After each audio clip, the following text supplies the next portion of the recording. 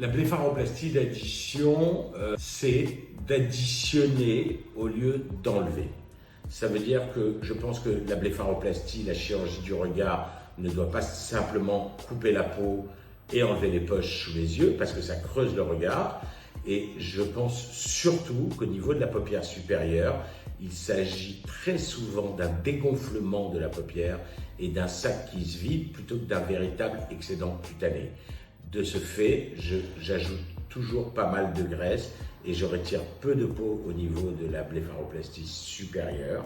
Donc la blépharoplastie d'addition se fait au niveau de la paupière supérieure et au niveau de la paupière inférieure dans le cerne pour remplir le côté creux du cerne et de la région alaire.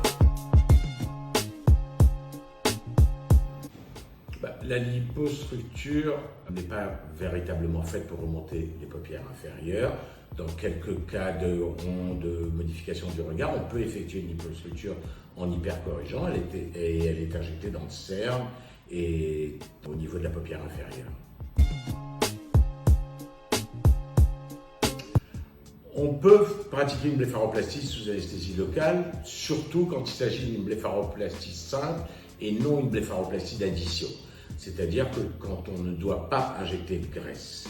Là, on peut faire une blépharoplastie supérieure sous anesthésie locale, on peut retirer les poches sous anesthésie locale, on peut faire un petit lifting de la paupière sous anesthésie locale, mais dès qu'on commence à rajouter du moelleux, à rajouter du volume au niveau des paupières, on ne peut pas le pratiquer sous anesthésie locale pour la simple et bonne raison que si on pratique une anesthésie locale, on va gonfler la zone que l'on va injecter.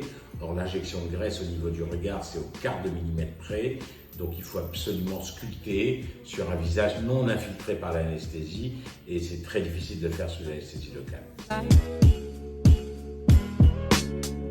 La blépharoplastie, il n'y a pas d'âge, mais en général, je ne pratique pas de blépharoplastie avant l'âge de 20 ans, qu'il s'agisse d'une paupière supérieure très lourde ou de poches congénitales importantes. J'attends plutôt 20 ans pour pratiquer une blépharoplastie.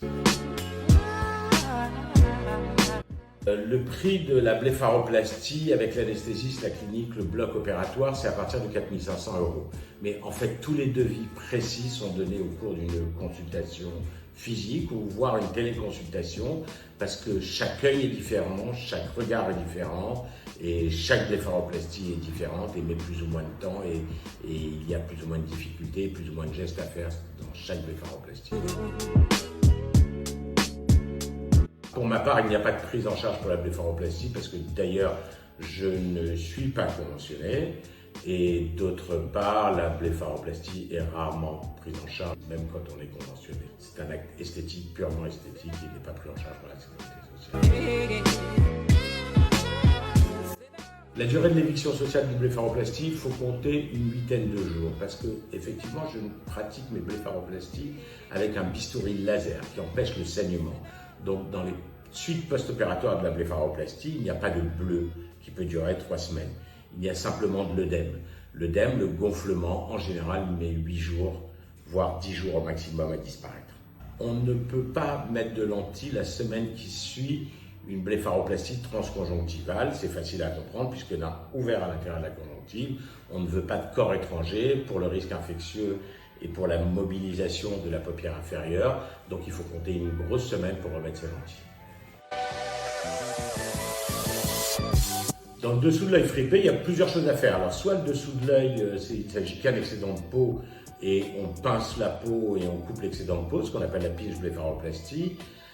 Soit il est dû au fait que la paupière inférieure se vide et on remplit la paupière inférieure par une lipostructure et on coupe également un petit peu la peau.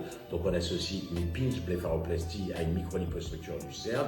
Soit c'est le début de l'aspect de peau fripée au niveau de la paupière inférieure et là on peut pratiquer des lasers CO2 fractionnés, des lasers qui vont relisser la peau.